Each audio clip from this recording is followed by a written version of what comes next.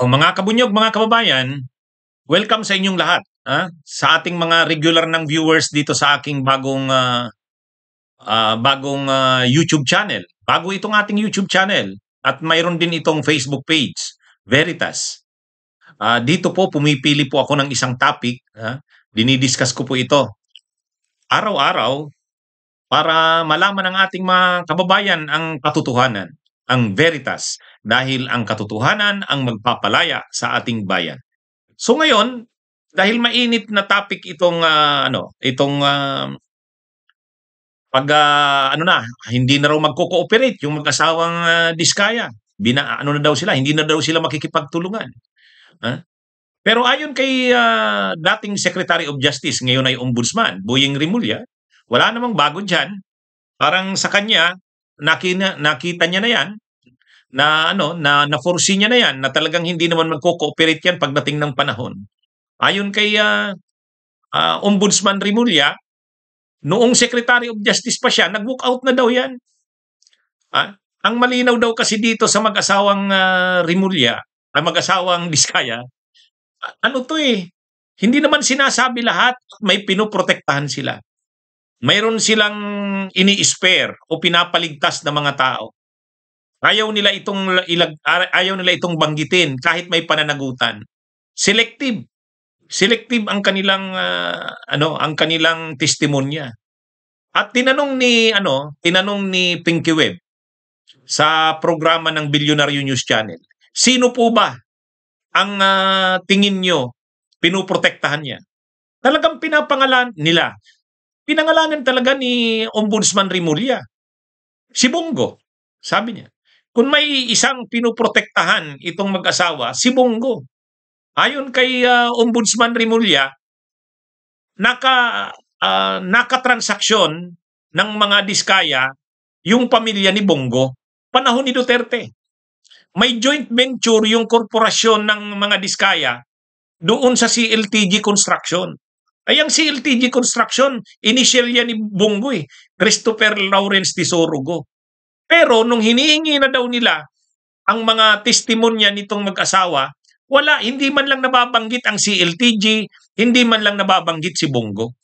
Kaya malinaw, ang pinoprotektahan nito ay si Bongo. At tila ayaw nito na madawit yung mga opisyal sa panahon ni Duterte. Ang mga binabanggit lang nito, yung mga pangyayari 2022 to present. Pero yung 2016 to 2022, wala silang binabanggit. Kaya selective. Malinaw na Duterte ang pinoprotektahan ng mag-asawa. Kaya nga, ang nag-present sa kanila, sino ba ang nag-present sa kanila una? Sa simula, sa pagdinig ng Kongreso. Di ba si Marcoleta? Si Marcoleta ang nag-present yan sa mag-asawa na yan. Noong September 25 ba yun? Present yan ng, September 5 ba yun o September 8? Yung September 8, tama. September 8, hindi natin nga pala malilimutan yun kasi ni Virgin Mary. Napakamakasay-sayang araw. Noong September 8, nung araw na yon, umaga, present ni Marcoleta yan, yung mag-asawa na yan. Tapos, kinahapunan, nagkaroon na ng pagpapalit ng liderato ng Senado. Natanggal na si Marcoleta. Kaya itong mga kabunyog, mga kababayan, sabi ni Boyeng Rimulya, may ini-spare yan, may pinapaligtas yan, yung mag-asawang Diskaya. Hindi naman talaga sila totoo na fully nagko-cooperate. May sinasalba sila, may nililigtas sila. At direktang pinangalanan yan ni Boyeng Rimulya na si Bongo. Kaya siguro na na ngayon, nakita na ng mag-asawang Diskaya, lalo pa hindi sila nakakaramdam o nakakakita na parang pinapaboran sila ni Rimulya. Si Marcoleta, talagang nakita nila na alagang-alaga sila ni Marcoleta. Pero si Rimulya, hindi sila binibibi ni Rimulya. Hanggat hindi sila nagko-cooperate, at talagang hindi nakita yung kanilang sinasabi nila lahat, hindi sila binibigyan masyado ng halaga ni Rimulya. Kaya dumating na sa punto, sinabi na nila, hindi na lang sila magko-cooperate.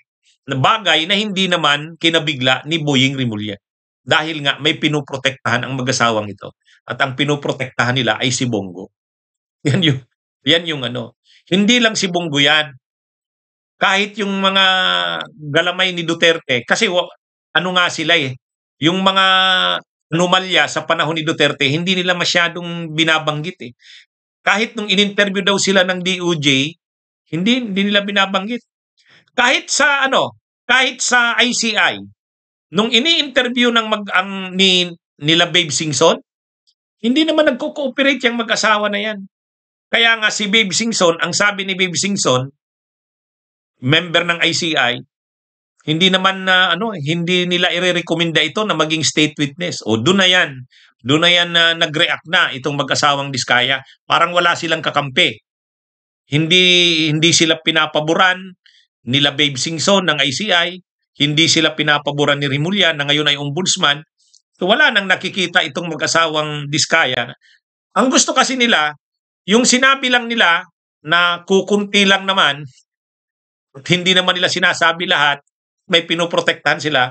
Gusto nila, kahit ganun lang yung gawin nila, ay ibigay ng gobyerno yung lahat ng proteksyon sa kanila. Kabilang na ang pagiging state witness. Ay mahirap naman yun. Oh. Kaya ngayon, lantaran na talagang Kaya maganda nga ito dahil si Bongo hindi na ngayon na siguro tahimik si Bongo. Tahimik si Bongo dahil alam niyang nandiyan naman ang mga Diskaya. State witness yan, puprotektahan ako niyan, hindi naman ako idadawit niyan. So ngayon, pag hindi na state witness itong mag-asawang Diskaya, yung mga gusto nilang protektahan, wala na yan. Kaya maganda nga yan dahil itong sila Bongo mapapanagot na sa pananagutan nila. Kasi malinaw naman talaga na nung panahon ni Duterte, ang namayagpag sila Bongo. Sinasabi lang ni Bongo na wala siyang naging papel. Pero hindi niya naman dinideny dahil yun naman talaga ang fact na nung panahon ni Duterte, yung korporasyon ng kanilang pamilya, yung CLTG Construction ng kanyang ama, at saka yung half-brother niya, yung Alfredo, ay grabing nakuhang kontrata sa panahon ni Duterte, ni Digong. Hindi naman dinideny ni Bongo yun. Ang sinasabi niya lang, hindi ako nakialam. Pero ang tuna munang tanong, totoo ba na nakakuha ng napakaraming kontrata? Bilyon-bilyon. 7 billion, sabi ni Trillanes, ang nakuha ng pamilya ni Bongo sa panahon ni Duterte. Totoo ba? Totoo, kasi nasa record yan eh. Ang depensa lang ni Bongo, hindi daw siya nakialam. Hindi daw siya nag-intervene dyan. Maniwala naman tayo. Maniwala naman. Lagi niyang kasama si Duterte. Super alalay siya ni Duterte. Tapos sasabihin niya, wala siyang doon. Pangalawa, siguro yung capitalization ng kumpanya nila Duterte, nila Bongo, hindi pumapasa doon sa Kaya ang ginawa nila, naki-joint venture. Kaya ang nangyari, nag-joint venture yung korporasyon ng pamilya ni Bongo dito kila Diskaya. Inamin naman yan na ang kapalit niyan, yumaman na ng bigla itong mga Diskaya sa panahon na ng Duterte. Inamin din nila yan. Kaya lang, kapag pinipresent na yung kanilang mga testimonya, hindi nila nababanggit si Bongo, yung korporasyon ng pamilya ni Bongo, yung construction company ng pamilya ni Bongo, hindi nila inaano. Kaya malinaw, pinoprotektahan nila ito. Tama si Boying Rimulya. At ngayon nga, lantaran ng sinabi ni Boying yan na pinoprotektahan ng mag-asawang ito si Bongo at ang mga Duterte. Kaya tama lang yan. Huwag na lang maging maging state witness yung mga yan. Yan mga kabunyog, mga kabayan. Ito po ang ating Veritas.